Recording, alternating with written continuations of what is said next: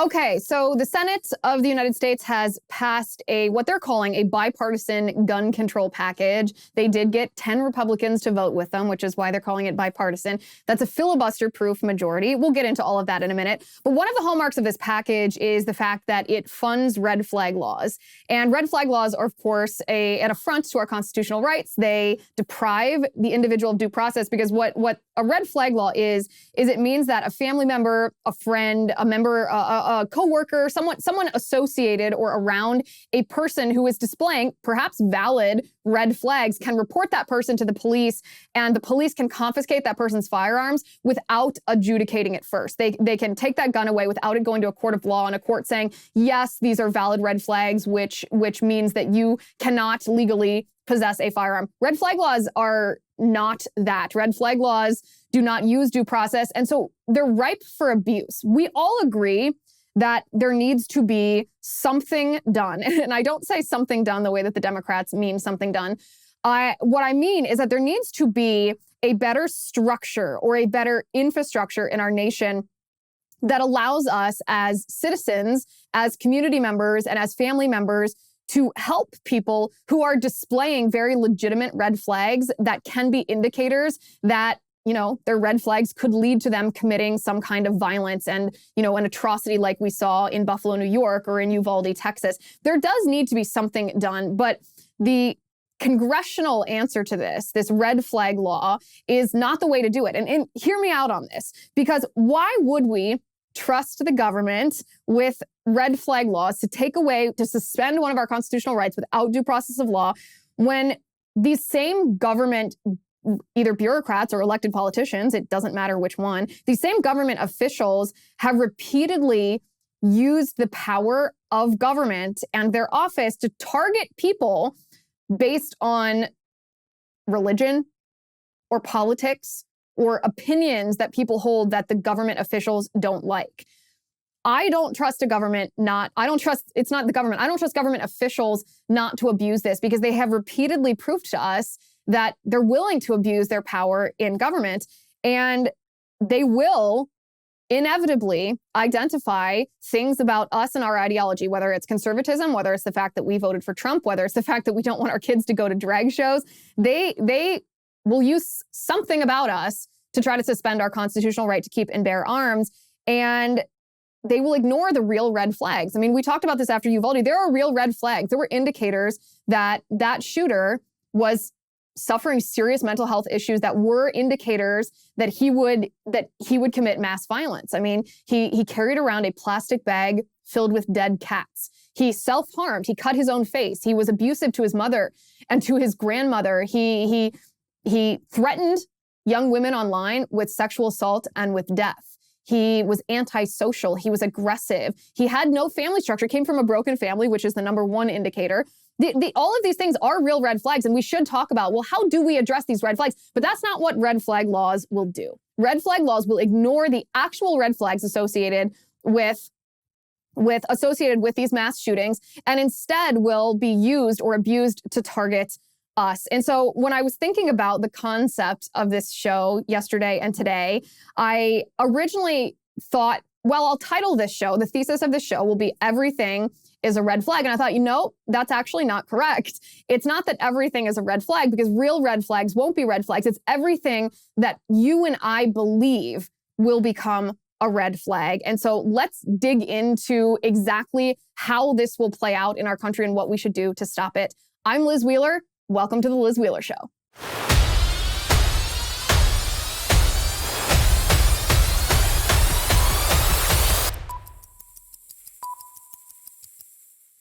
Did you know that poor sleep can cause weight gain, mood issues, poor mental health, and lower productivity? And that if you sleep less than 6 to 7 hours per night, it is linked to reduced white blood cell count? White blood cells, of course, protect our body against illnesses and diseases. They fight viruses, bacteria, and more. Not many people realize this, but having a consistent nighttime routine is so important to your body's health. Well, a better tomorrow starts tonight. Introducing Beam Dream. Beam is the world's most innovative functional wellness brand. You guys know how much I love functional wellness, with unique products from everything from sleep to recovery. And today, my listeners get a special discount available for Beam's sleep product. It's called Dream Powder. It's their best-selling healthy hot cocoa. It contains natural sleep-promoting premium ingredients. It's triple lab tested, no THC, and you wake up refreshed. 98% of people surveyed fall asleep faster when taking Beam Dream, and 99% of people experience better sleep quality. That's good stuff. Just mix Beam Dream into hot water or milk, stir and enjoy 30 minutes before bedtime, and you will find out just why so many people love this. If you don't love it, you can get your money back, guaranteed. For a limited time, you can get $20 off if you use my URL. It's beamorganics.com/Liz, and then use my promo code Liz at checkout. It's spelled BEAM, organics.com/Liz, and use my promo code Liz, L-I-Z, for $20 off at checkout. beamorganics.com/Liz, promo code Liz. Okay, so we're going to talk about, or we should talk about, these 10 Republicans in the Senate who voted in favor of essentially a Democrat, a radical leftist gun control bill here. But before we even get into these individuals and what their problem is, why they are caving to the leftist narrative, which purports the leftist ideology, it's mind-boggling to me, actually, that anybody in the country would fall for this, that voters specifically would fall for this, that anyone would believe that the same leftist politicians who assure us that they won't weaponize red flag laws against us as Christians and conservatives, why we would believe them when repeatedly over the course, I mean, we can just take examples from the last 4 or 5 years during the Trump administration and the Biden administration, maybe a little bit in the Obama administration too, where the power of the federal government has been weaponized against us. Think about the IRS. During the Obama administration, the IRS was used to target the political opponents of Barack Obama. This was the era of the Tea Party. And what did the IRS do? They looked at applications for tax-exempt status, for nonprofit status, and they actually did a search for terms like liberty and freedom and God and eagle and flag and all these words associated, yes, with conservative nonprofits. And then they discriminated against those people. They didn't give them nonprofit status. This was the IRS weaponized against you and against I based on political ideology. It was screening us based on our beliefs. And it wasn't an isolated incident. I know that that's what the left likes to say. Oh, these were some random misbehaving employees in the Cincinnati, Ohio office. Well, no, it wasn't. It went all the way up to the top, all the way up to Lois Lerner. And well, I mean, how can you defend a federal government agency having power over our lives when they've demonstrated that they'll abuse it? I mean, look at the Department of Justice. The Department of Justice in the Trump administration, this obviously is the biggest example in the forefronts of all of our minds here. But Donald Trump, Michael Flynn, what did the Department of Justice do? Peter Strzok and Lisa Page and all the folks at the Department of Justice, at the behest of Hillary Clinton and, her desire, her funding of the Steele dossier, and oh, what a tangled web we weave. That whole coup attempt was by a federal government agency that was weaponized against people like Donald Trump and Michael Flynn, but really Donald Trump represented us, right? Because we voted for him. Weaponized against Donald Trump based on what? Based on his politics and ideology. Why would we trust a government over our fundamental constitutionally protected rights when they've already demonstrated to us that they will target us based on our political beliefs? This is true with the Department of Education as well, and the Department of Homeland Security. What did the Department of Education do? They threatened public schools across the country with they threatened them if they didn't allow biological males in female locker rooms and on female sports teams. They're trying to target people, you and I and our children, based on our ideology, based on the fact, well, in this case, the ideology is just basic science and common sense and safety and privacy and security and reality. But still, you understand my point here. The Department of Education, that was under Obama as well, targeted schools based on transgender bathroom issues, which is targeting us based on our religious belief. The Department of Homeland Security wrote a letter or was involved based on a letter that we've seen, was involved in targeting parents, calling parents domestic terrorists. Why? Because these parents didn't want critical race theory taught to their children. These parents were pushing back on school board meetings. These parents were actually running for school board seats and unseating existing incumbent members of school boards who were trying to push Marxist racism on little kids in school. And the Department of Homeland Security tried to label the parents as domestic terrorists. We've seen this time and time again. Why would we give? These are all executive branch agencies that have demonstrated their willingness to weaponize themselves. When I say weaponize themselves, I mean the bureaucrats that run the agencies will weaponize the power of the agency to target you and to target me based on what we believe. The most recent example of this is actually something a lot of people are a little hesitant to talk about, but shouldn't be, because it's a good example. In Idaho, there was a group called the Patriot Front that was arrested by police. And the reason that they were arrested is because they were going to protest the Pride event. Now, you should know right up front that the Patriot Front is what I would call an unsavory group. They reportedly hold racist beliefs, which, I mean, we all condemn. That's evil. That's not good. But the reason that they were arrested is not because of that. I mean, for better or for worse, right? That's the First Amendment. You're allowed to have despicable beliefs. You're allowed to be personally racist. It's bad. It's evil. It might put your soul in jeopardy, but you're still allowed under our legal system to do it. But the police arrested this group and charged these individuals with conspiracy to riot. But the reason why is actually completely unfair, regardless of what the views of this group are. There was an investigative journalist or actually a citizen journalist, I should say, who recorded video talking to the police officers after this arrest of these dozens of Patriot Front members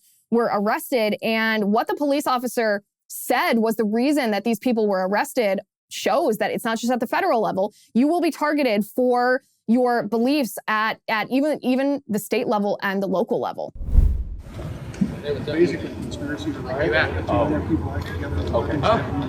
Okay. There's 15 shields in there, spears and things like that. Gotcha. Okay. So that's what it's all about. No, and I appreciate that. Yeah. Like at the same time, hey, if I can educate you guys, I mean, we're not going to be going after law-abiding people, but 33 people load up in the back with a bunch of weapons. Well, I mean, obviously, I guess it's suspicious. Do you know what the original stop was for? For that, But how did you know? How did you know that they we have informants. Nice. Okay, so what did he say? He said that the reason that they were pulled over was just because they were there, that they were all in the truck and that they had, shin guards and shields. Now, you and I can maybe agree that it's weird to have shin guards and shields. It's weird to mask your face and march around in khaki, and it's a bad thing to hold the ideology that this group reportedly holds. But what crime? What crime have they committed? Well, the true crime that they've committed is they were intending to protest a Pride event. They were intending to push back on an ideology that the radical left embraces, and not only embraces, but wants to force us to celebrate. This group has no serious history of violence that would warrant them being infiltrated by the federal government or by police, the way that this police officer said, yes, we were notified of this by informants. That means embedded in this group are police, are law enforcement at some level, whether it's local, whether it's state, or whether it's federal. And remember, they were pulled over simply because they were planning to oppose this rally. Now, if there's other evidence that they had that they were capable and had a specific plan to commit violence, that's another thing, but that's not what the cop said. That's certainly not what the cop said, and that's not what they were charged with. They were charged with misdemeanor conspiracy to riot here, which is an assault. Again, free speech. The point of a protection of free speech is to protect not things that everyone agrees with, but to protect despicable speech, to protect things that might offend someone else.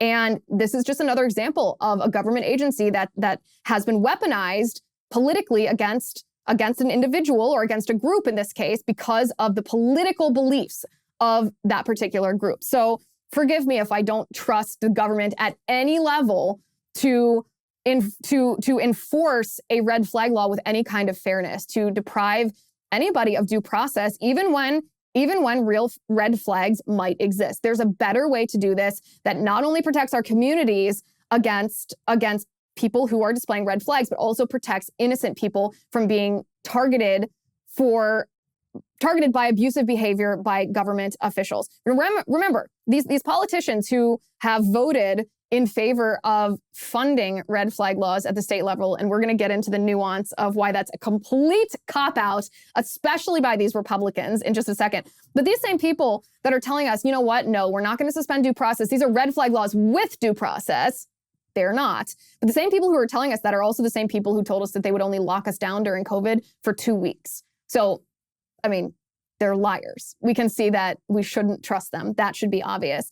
The other part of this is the Democrats, of course, are hypocrites, as they are on almost every issue, but they're hypocrites on safety. They claim that they want to protect. They claim that these laws are absolutely vital and necessary to protect people from gun violence. But at the same time, the Democrats in Congress, and this is true in both the Senate and the House, aren't doing anything when there are legitimate assassination attempts made against a Supreme Court justice whose ideology happens to be conservative. And what I'm talking about, of course, is Kavanaugh, a would-be killer, not only stalked Brett Kavanaugh and his family, but traveled from California to the Washington, D.C. area, came outside of Kavanaugh's house with guns, with zip ties, with knives, with the intent to murder Brett Kavanaugh.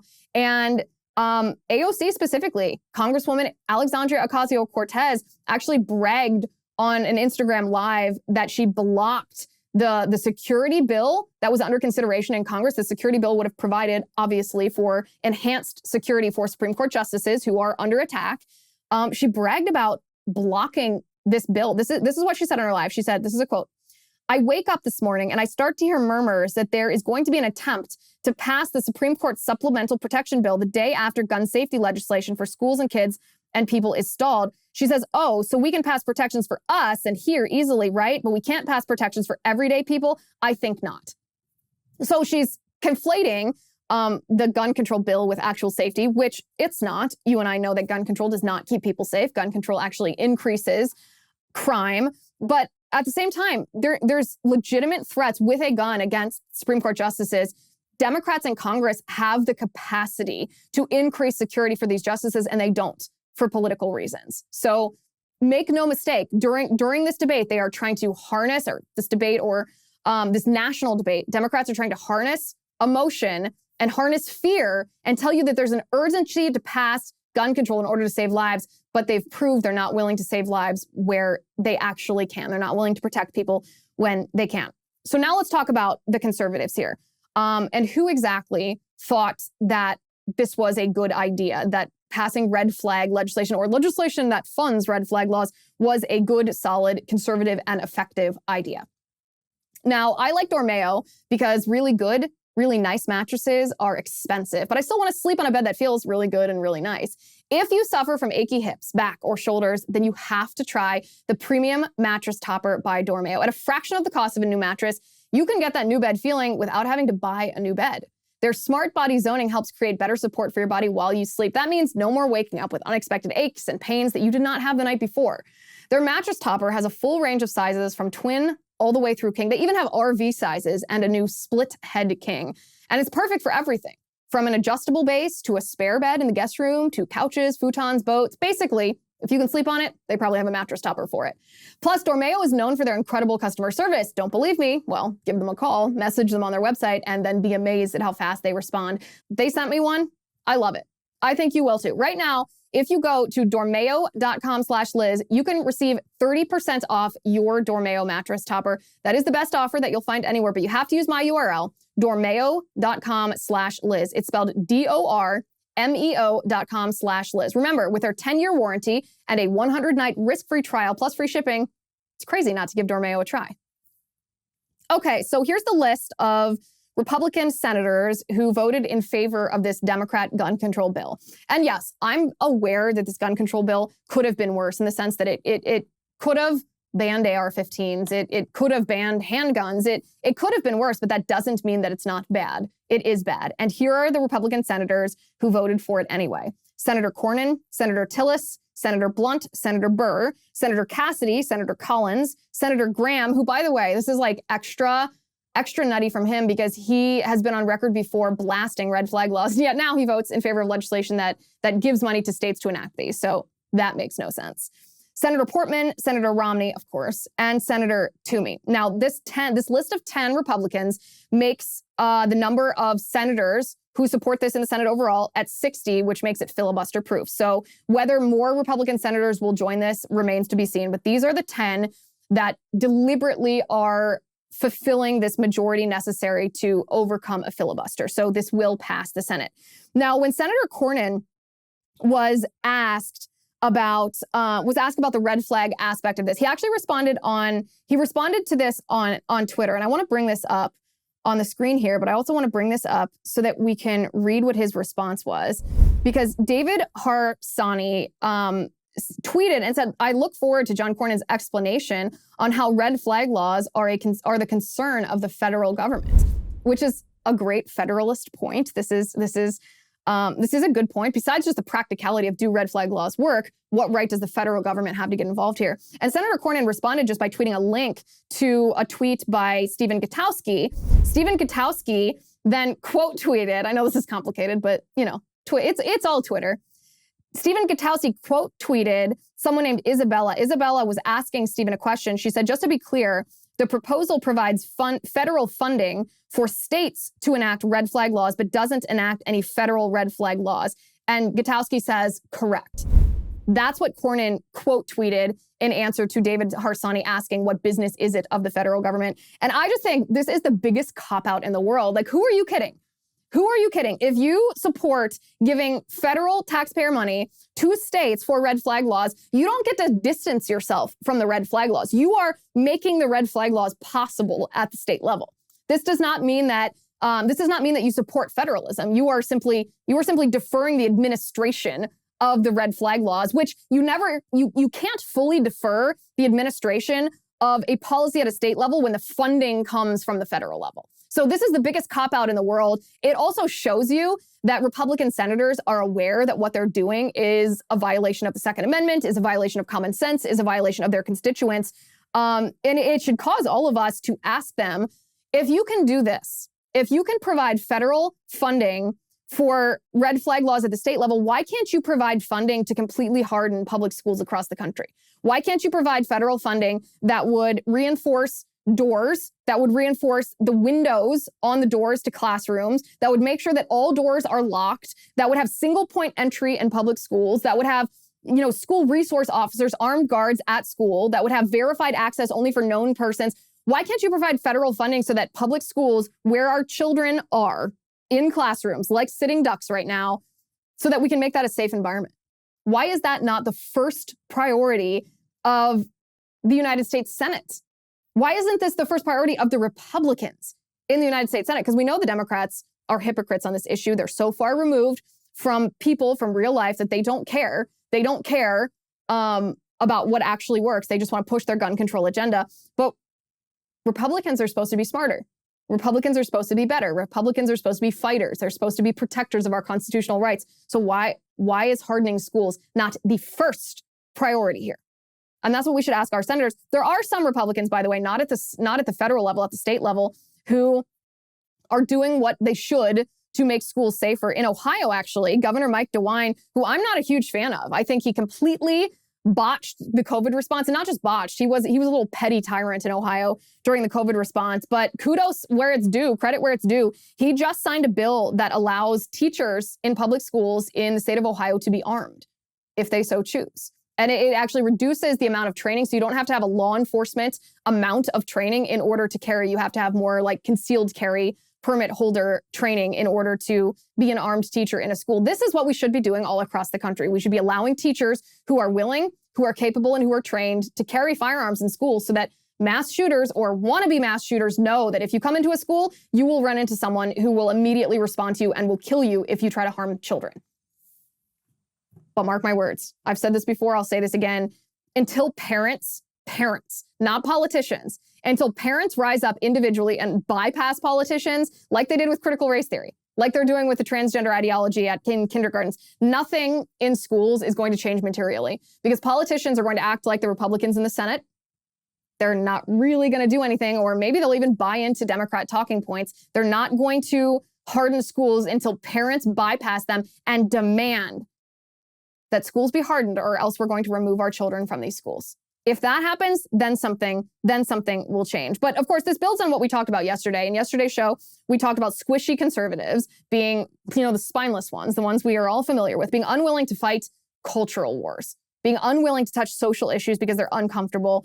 And, these squishy conservatives are how nothing changes, how we get trans segments on Fox, how Chris Stirewalt ends up testifying delightedly to the January 6th committee, how we end up with kids at drag shows and a portion of the Republican Party or conservative movement defending Drag Queen Story Hour, or how we ended up with critical race theory in schools, how it happened before we noticed it, or how the New York Post, their editorial board, published a piece telling Republicans to move on from the 2020 election and election integrity issues as if you actually can move on. You can't. You'll never win an election if there's issues with election integrity. But this is the problem with squishy politicians. We're seeing this again in the Senate. Red flag laws are actually a dream come true for Democrats, for tyrannical politicians, because in a sense, it's a form of involuntary commitment. It's a form of a government just assigning a person a mental health issue to the point that they think that mental health issue justifies the violation of a fundamental human right. And is there anyone among us here today who thinks that won't be abused? It's actually really easy to abuse. It's one of the easiest ways to deprive someone of one of their constitutional rights. I mean, think about in this big picture, if you zoom out for a second on our country, think about what the left is trying to normalize right now. That they're trying to normalize, kink at pride parades. The Washington Post has a piece where they actually are advocating that you take your children, not only take your children to a pride parade, which is rife with sexual acts and sexual behavior, but with really perverted sexual behavior like leather and bondage and kink. You don't need me to explain it all. You know what I'm talking about here. This is what the left is actually trying to normalize. And yet at the same time, when we have a problem with that, they accuse us of all the isms and ias, homophobia and transphobia, and if we don't celebrate their agenda. And in Los Angeles, at the Pride Parade, there was not only a child that was in attendance, which is terrible, but his mother was actually forcing him to watch sexualized marchers that he was uncomfortable with and didn't want to watch.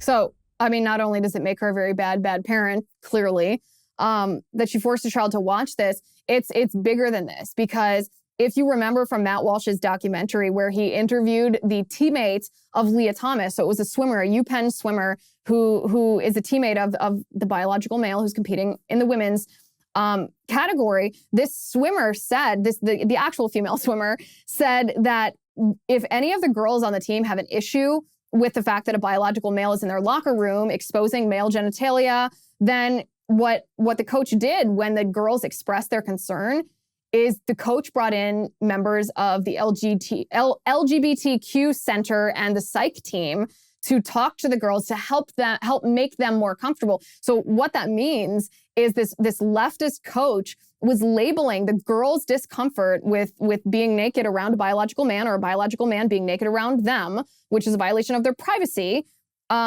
labeling their discomfort as something bad and saying, hey, we will bring in a psychological professional to try to straighten you out, to re-educate you so you feel differently.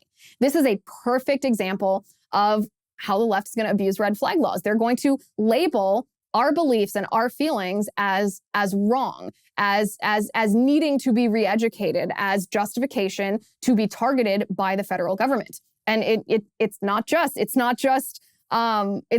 a locker room if you have a transgender swimmer on the team. This is true for parents and children as well.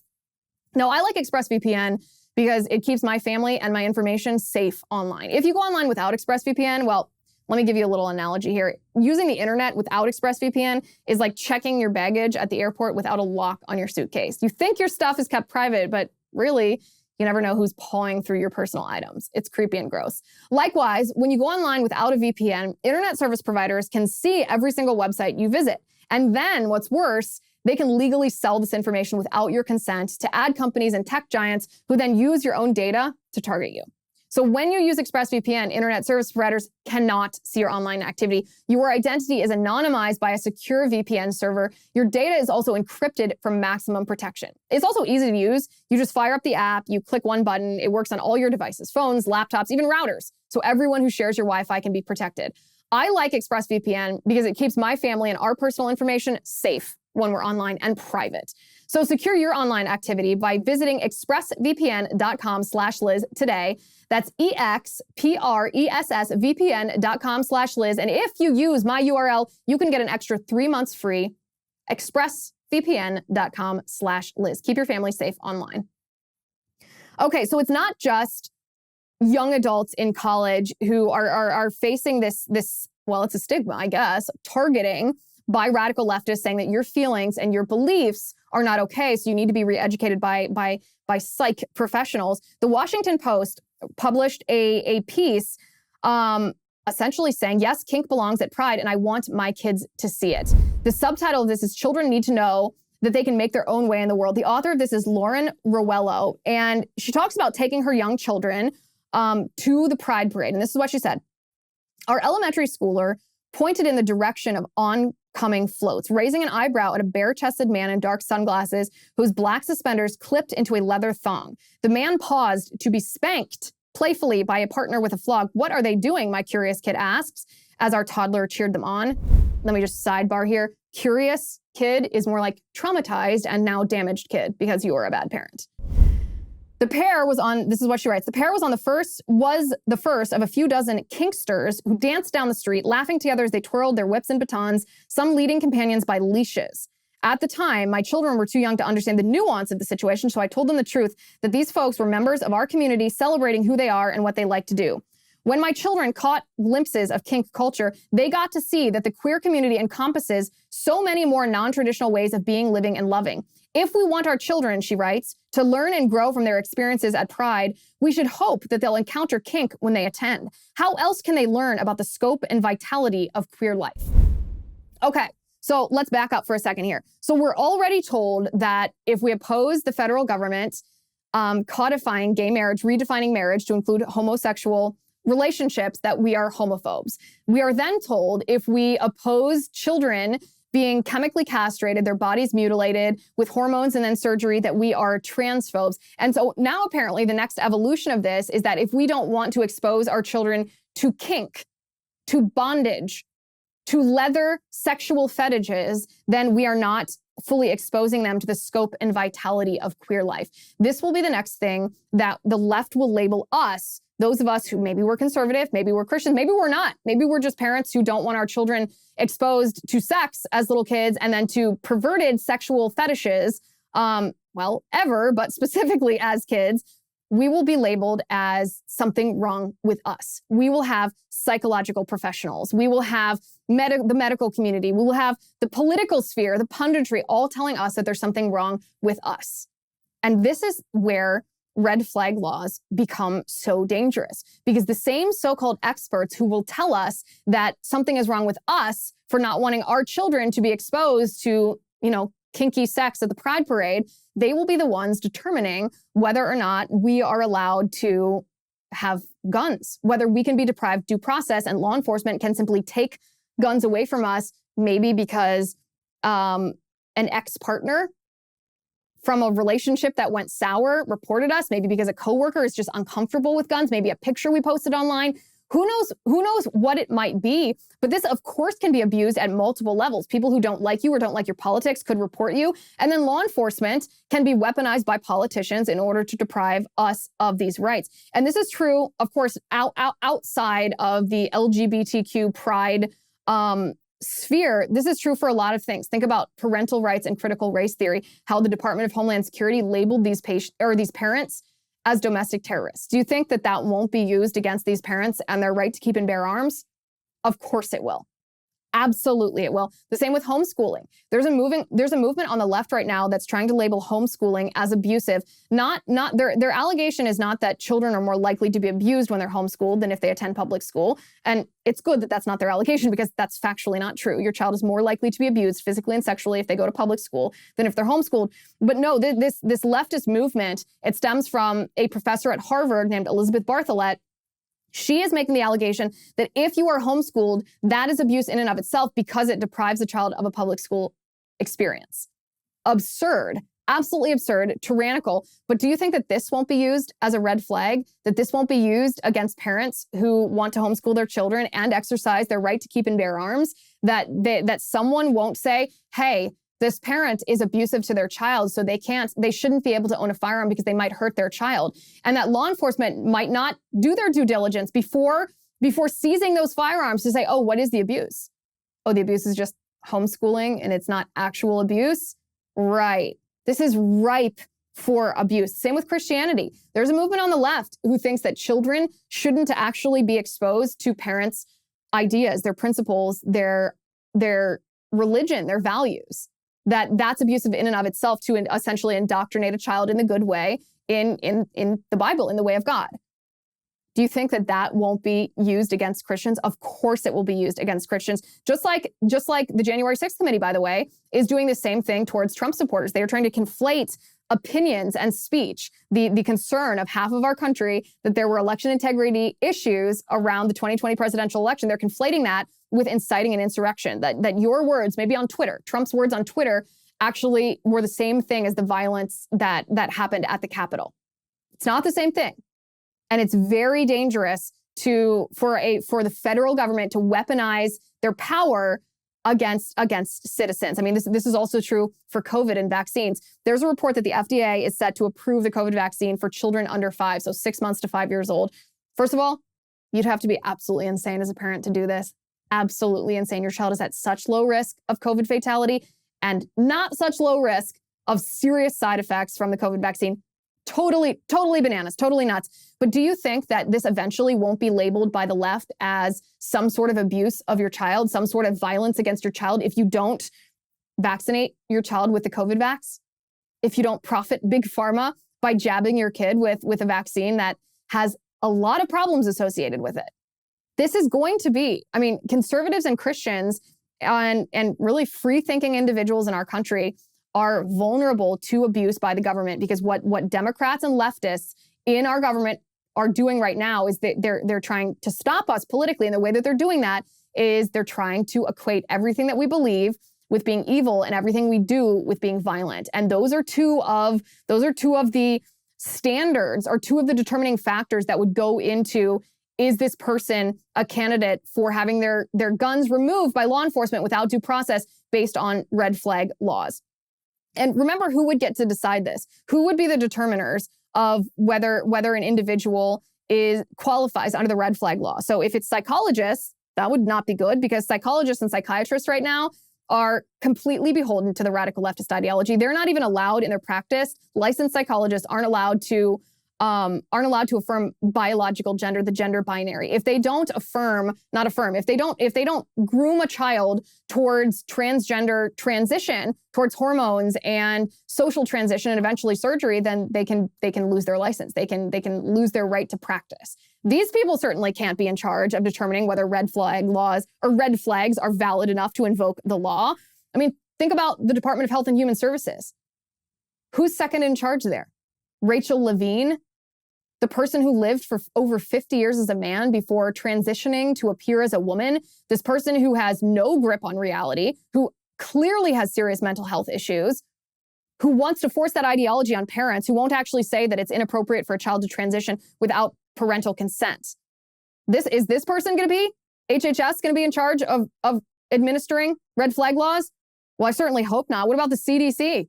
The CDC is bought off by Big Pharma, even if it's at the state level or the local level, even if it's not the federal government actually administrating or setting the standards, which I'll believe when I see it, because I think that they would. Who's supposed to be the arbiters of this? Teachers? Teachers that groom children in transgender ideology?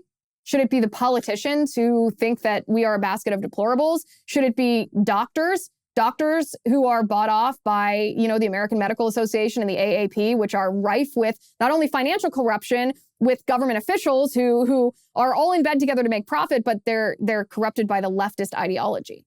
They already, if you take your child, the first appointment with your pediatrician after your child is born, they ask you if you have guns in the house. Because the AAP, which determines what pediatricians say to you, the AAP is on the gun control, ban AR-15s bandwagon. And so the way that they do that, the way that they're trying to infuse this into our culture, is they try to frighten new parents. The first day your child is 2 days old, you take them to the pediatrician, the first question they ask you is, do you have guns in the home? Are these the people that are going to be the arbiters of the red flag law? Who's going to execute this? Who's going to adjudicate this? That's the thing. It's not going to be adjudicated. And that is one of the problems with red flag laws. To the left, it's not that everything's a red flag to the left, because real red flags aren't red flags in the eyes of the left. The left doesn't want to address real red flags: fatherlessness, broken families, violent video games, mental health, pre-existing mental health issues, black box drugs, animal abuse, all of these different things, self-harm. They don't want to address actual red flags, but what they label as red flags is everything that you believe and everything that I believe. Our policies, our politics, our values, our principles, our ideals, and our religion. To the left, those are red flags. And if the Republican Party doesn't recognize this, then we've already lost the fight. We've already lost our Second Amendment right to keep and bear arms for our protection against a tyrannical government. All right, over on Locals, we're going to talk about Hunter Biden. Hunter Biden, some new audio has been released about Hunter Biden talking about his relationship with his dad and how much influence he has over Joe Biden's political policy. It's quite something to behold, quite something. Join us over there, LizWheelerShow.com/locals. If you use my promo code, which is ACCESS, you will get 1 month free, which means that you can watch the Hunter Biden conversation for free, 1 month free on your annual subscription. That promo code is ACCESS. Go to LizWheelerShow.com/locals. Thank you for watching today. Thank you for listening. I'm Liz Wheeler. This is The Liz Wheeler Show. The Liz Wheeler Show is produced by Jonathan Hay, executive producer Chad Abbott, director of photography Kevin McRoberts, editor Alejandro Figuerella, sound mixer Robin Fenderson, director of marketing Emily Washler, production and talent coordinator Matt Toffler, and senior publicist Patricia Jackson. This has been a Soundfront production.